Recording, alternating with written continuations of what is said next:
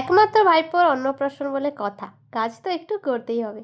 তাই আজ রোদে রোদে বেরিয়ে পড়েছি নেমন্তন্ন করতে যাওয়ার জন্য। আমি তো কার্ড লিখে কবে দিয়ে দিয়েছি দাদাকে। দাদা গিয়ে মোটামুটি সব বাড়িতে নেমন্তন্ন করে এসেছে। আজকে দিদি বাড়িটা বাকি ছিল।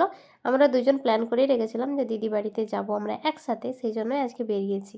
না, আমি গাড়ি চালিয়ে নিয়ে পুরোটা যাব না, গাড়িটা আমি গিয়ে শালবনিতে রাখবো। যারা আগের ব্লগ দেখেছো তারা জানো আমার বাবা গেছে মায়াপুর। আজ রাত্রে বাবার ফেরার কথা আছে, তো গাড়িটা আমি গিয়ে স্ট্যান্ডে রেখে দিয়ে দাদার বাইকে করে বাকিটা চলে যাব, যাতে বাবা রাত্রেবেলা আসতে পারে এটা নিয়ে।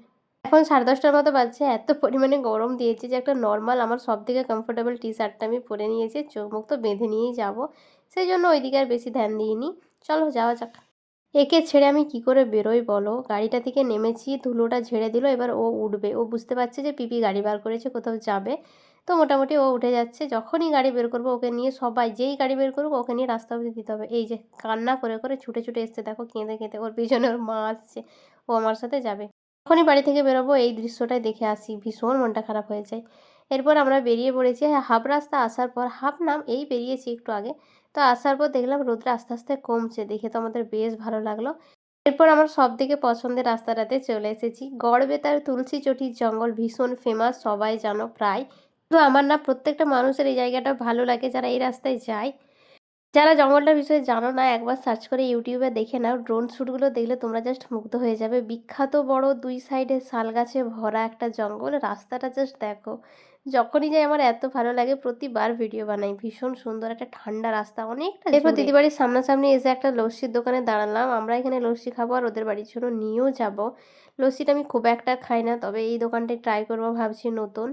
আমাদের যেতে আর 20 মিনিটের মতো লাগবে, তাহলে আমরা দিদি বাড়ি পৌঁছে যাব। এখন রোদটা কমেছে, কিন্তু 1টার মতো প্রায় বেজে গেছে, 12:30টার মতো বাজছে। আমি বললাম যে ফুল গ্লাস আমি খেতে পারবো না, ওই জন্য আমার গ্লাসে একটু কমিয়ে দিয়েছে। এটা খেলে আমি আর ভাত খেতে গিয়ে পারবো না। একটু একটু একটু মিষ্টি জাতীয় খাবার বা দুগ্ধ জাতীয় খাবার আমি বেশি খেতে পারি না।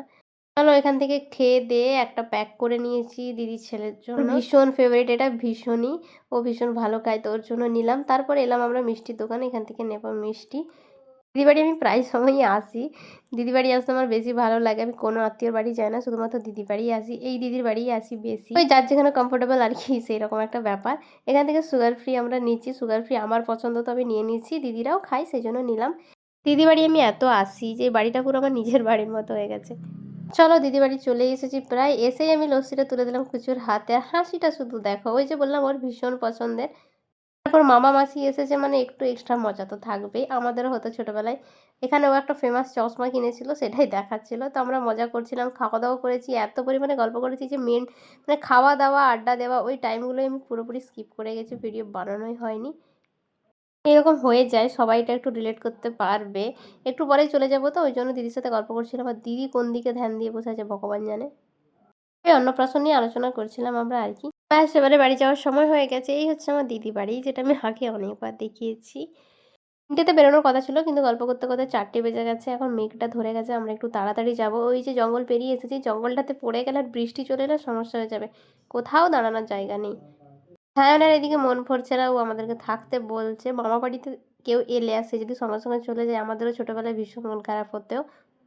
ওরও ঠিক তেমন মন, ছোটোবেলা কেন আমার এখনও হয়, মানে দিদিরা বা মানে ভালো লাগার কোনো মানুষ এলে সে যদি চলে যায় ভীষণ খারাপ লাগে। যাই হোক, এখন আমরা বেরিয়ে পড়েছি। সুন্দর রাস্তা, সুন্দর ওয়েদার উপভোগ করতে করতে যাব আমরা এখন বাড়ি। বৃষ্টিটা চলে আসে এটাই শুধুমাত্র ভয়। চলো তাহলে আজকের ভ্লগ এখানে রাখি, দেখা হচ্ছে পরের কোনো ভ্লগে। আজকের মতো আসি, টাটা।